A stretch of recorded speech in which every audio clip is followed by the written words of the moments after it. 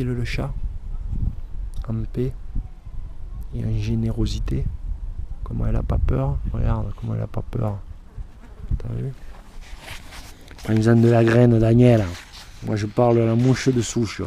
J'ai tout le talent. Mouche de souche.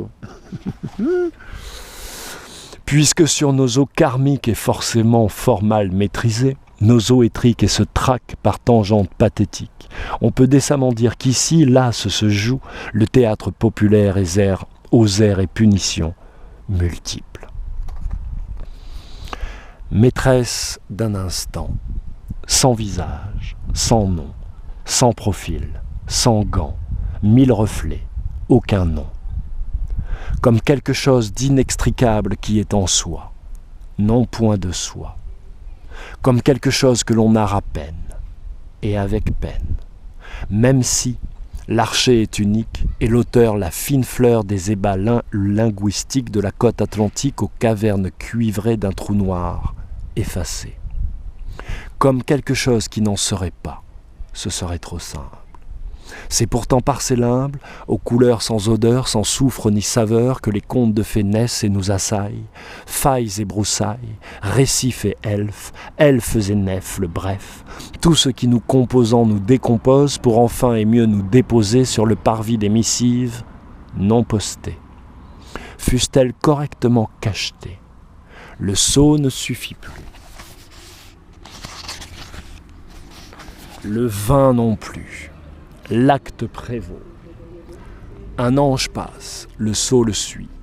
Ainsi s'essuie grâce aux mots, nuées suit baves et buées. Comme un pouvoir illimité qui n'aurait de limite que celle que l'auteur ne fixera jamais.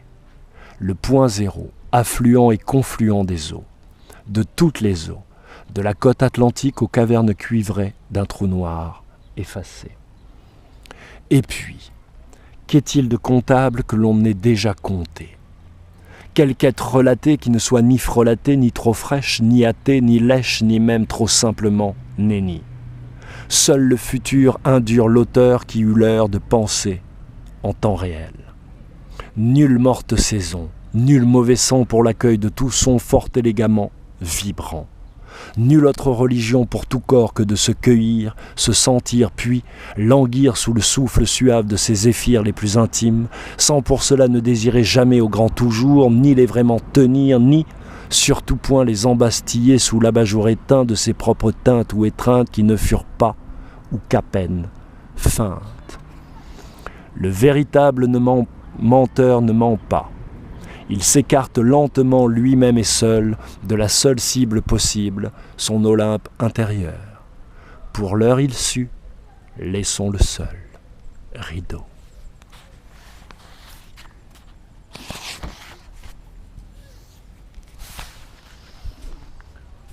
Nous savons tous la liturgie des cycles. Nous savons tous tant, et si peu. Nous savons tous que tous nous savons peu, et pourtant, iniques, nous n'acquiesçons vraiment que lorsqu'il pleut. Lui assis, elle s'en alla. C'est ainsi qu'il essuya ce sentiment d'être dessaisi de soi.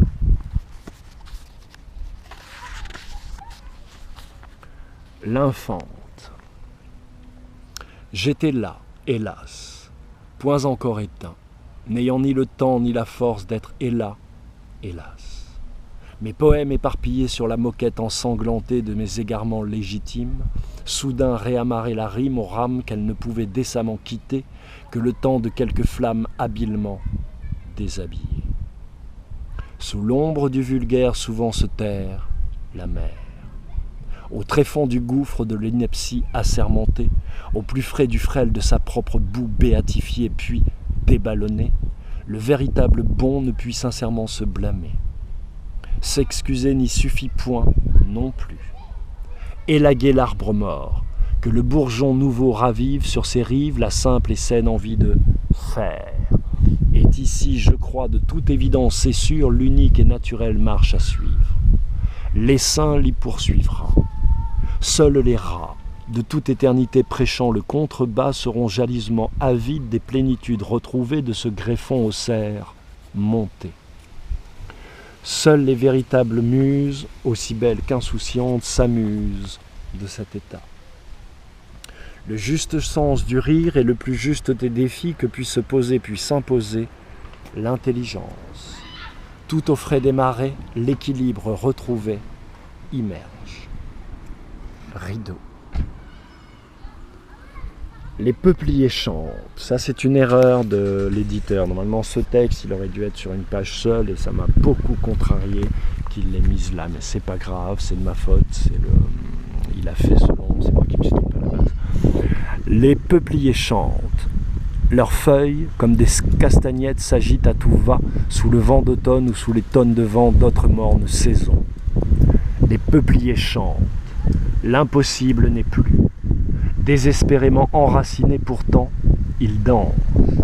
Un peuple tangue, un peuple singe, mais leurs grimaces singeries ne sont pas plus que leurs pas.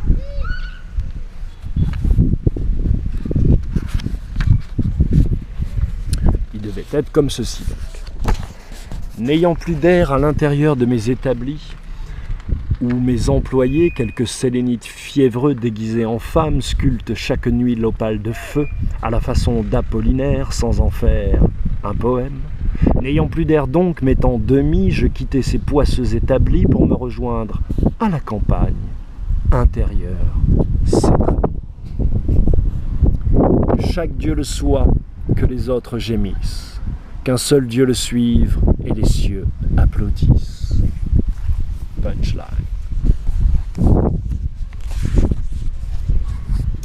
Il s'est créé dès le début de la récréation comme un léger décalage d'homme. Au beau milieu d'une chienlit abusivement désabusée, une buse batifole dans la boue, sans bouée ni ravissement béat, sans besoin véritable, sans table ni loi, simplement au loin la lune, distordant ici vers ses plumes l'hommage inné. Inévitable, inégalée, la lune friable vint la bercer. La buse quitte son berceau, puis broie quelques années, quelques sauts ou cerceaux, quelques cercles figés, quelques fanions fendus, quelques fentes oubliées, quelques femmes, quelques flammes, quelques quilles sans cul, quelques culs perclus au beau milieu des rues. Aimer, qu'est-ce qu'aimer ?